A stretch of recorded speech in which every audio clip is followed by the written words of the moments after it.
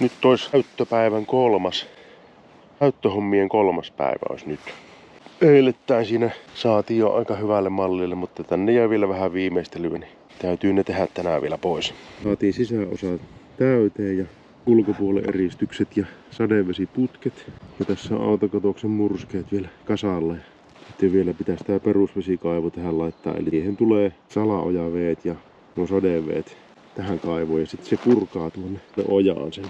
Mutta tällainen tästä vielä puuttuu ja pikkusen eristystä tästä näin. Sitten loppusiivous ja viimeistely. Kyllä ne tänään tulee sitten valmiiksi. Vai se on ruvettava väkertää. No niin, alkaa olemaan vähän niin kuin taloa vaille tämä piha. Että sitten vielä pihat, kun on kaikki muu valmista, niin sitten on asumiskelpoinen talo. Tän näköinen se nyt on sitten näytön jälkeen, että siinä on tosissaan nyt se terassin pohja valmiina ja sisätäytöt on ja ulkotäytöt on. Sitten on tässä tämä etupiha ja autokatoisen liittymä murskella tehty, niin olisi meidän osalta vähän niin kuin valmis. Pihaat tietenkin, mutta se sitten aikaisintaan vasta ensi kesänä.